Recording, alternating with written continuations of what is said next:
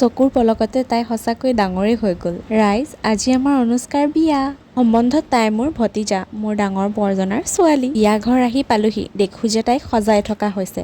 আমাৰ এইফালে আকৌ দুবাৰ সজাই দেই, আগবেলা এবাৰ, পাছবেলা এবাৰ। আগবেলাৰ লুকটো এইটো, খুব বেছি মৰম লাগিছে তাইক মুগা কাপোৰযোৰে। আৰু এইগৰাকী হৈছে আমাৰ কইনাৰ মাক, তেওঁক নেদেখালেতো নহ'ব নহয় জানো। আৰু এইজনী হৈছে আমাৰ কইনাৰ পেহী। তাই কি নতংকিবোৰ কৰি থাকে, তাই মানে এতিয়ালৈকে ওলাব হোৱাই নাই। মানুহ ইপিনে এটা দুটাকৈ আহিলেই, ধুনীয়াকৈ আমাৰ সোণ মানুহবোৰ একদম বৰ্তাকৰ কোলাতে উঠি ল'লে।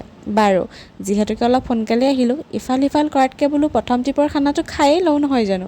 তো খাই বৈ আজৰি হ'লোঁ আৰু লাহে লাহে আইসকলো গোট খালে, বিয়াৰ নিয়মো আৰম্ভ হ'ল। এয়া সমাজ পাতি সকলো বহিলে। বাৰু, মোক চাবলৈ মন যোৱা নাই নেকি আপোনালোকৰ? এয়া দেই, মই কেঁচা কটনৰ কাপোৰ এযোৰ লগাইছোঁ, যিহেতুকে গৰম অকণমান পৰিছে আৰু মাক জীয়েক আজি প্ৰায় টুইনিং কৰা নিচিনাই হৈছে। কেনেকুৱা লাগিছে আমাক জনাব দেই। এয়া আকৌ কইনা কোলা লোৱা পৰ্ব চলিছে আৰু মৰ্টন লোৱা পৰ্ব চলিছে। মই পিছে মৰ্টন দিলোঁ, খুৰীয়েক নহয় জানো। বাৰু, ভিডিঅ'হে কৰা নহ'লে। আৰু কইনা কোলা লোৱাও হৈ গ'ল, মৰ্টন দিয়াও হৈ গ'ল। এইবাৰ আহিছোঁ আপোনালোকক কইনাৰ শেষৰটো লুক দেখুৱাবৰ কাৰণে। সমাজত তাইক পাটৰ কাপোৰ এযোৰ পিন্ধালে আৰু এনেদৰে ধুনীয়াকৈ সজাই কচাই বহাই থৈছে। আজিলৈ ইমানেই।